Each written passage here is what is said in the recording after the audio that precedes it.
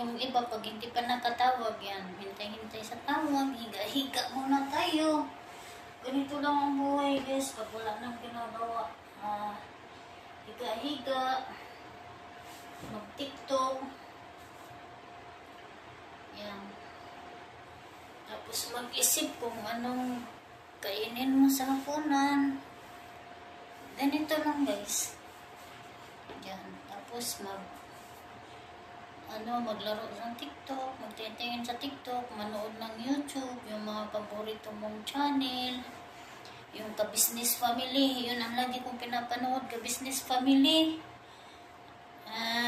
Papa Dins TV, at sa yung mga kagwang, at saka pagkatapos kong mapanoorin, punta naman ako dun kay Kalinga Prab, tapos sa Tigram. Mahina kasi yung wifi guys, kaya higa-higa lang muna ako. Yan. Higa-higa lang muna. Pag medyo nainip ako, yan, manood ako ulit ng YouTube guys. Sa mga paborito ko.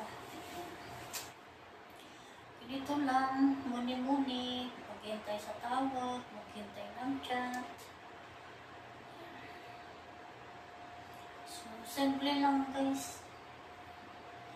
Maghintay kung mayroong magbuto sa'yo, mayroong natawag. Tapos ko lang mamalansya guys ba? Kaya pahinga muna, iunat-unat muna yung katawan mo. Ay naku, ganun lang ang buhay guys, no? Simple lang ang buhay guys.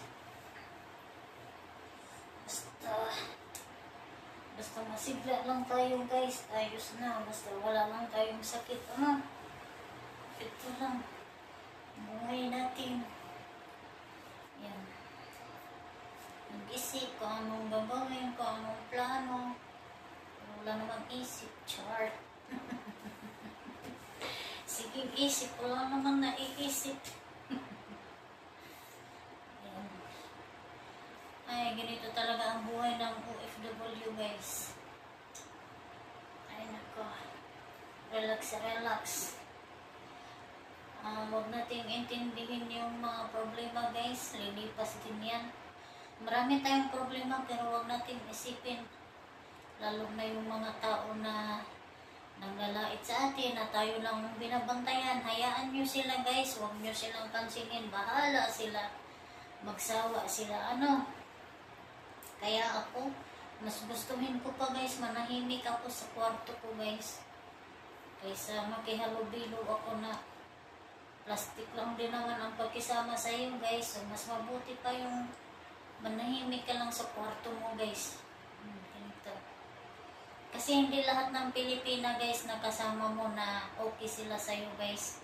Merong iba na pakitang tao lang sa iyo guys. Pakitang lang, mabait lang pagkaharap ka. Pag hindi ka nila kaharap, ayan, tudo chismis ka nila. Kaya ako, kung nakikita nyo ako lagi guys, lagi lang ako sa kwarto.